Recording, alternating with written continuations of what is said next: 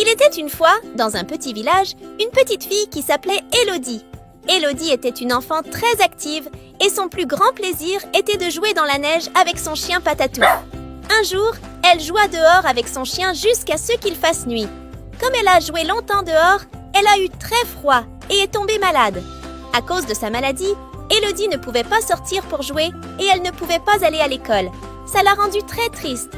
Lorsque le sage médecin du village apprit qu'Élodie était malade, il vint lui rendre visite et lui apporta des médicaments et ses fleurs préférées. Mais Élodie n'était toujours pas contente.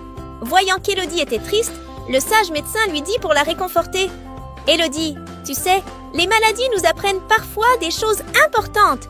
Si nous sommes patients et reconnaissants, même nos maladies peuvent nous apporter de grandes récompenses. » Élodie ne comprend pas ce que veut dire le médecin. « Comment la maladie peut-elle rapporter ?» demande-t-elle.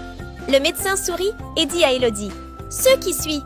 Écoutez Élodie, il y a 2 sortes d'adoration. La première est celle que nous connaissons, comme les 5 prières obligatoires et les supplications.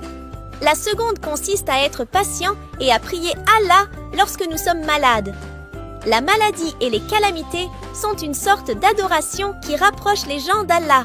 Sentant son impuissance et sa faiblesse, l'homme cherche refuge auprès d'Allah et prie sincèrement.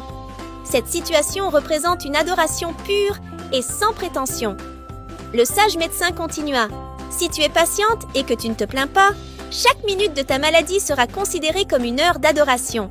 De cette manière, ta maladie t'apportera de grands bénéfices spirituels. » Après avoir écouté ce que le médecin lui a dit, les idées d'Élodie sur la maladie ont changé du tout au tout et elle a décidé d'être patiente. Elle ne se plaint plus de sa maladie. Elle prie et remercie. Avec le temps, Élodie s'est rétablie et a recommencé à jouer dehors. Mais cette fois, elle s'est rendue compte que la maladie lui avait appris l'importance de la patience et de la gratitude.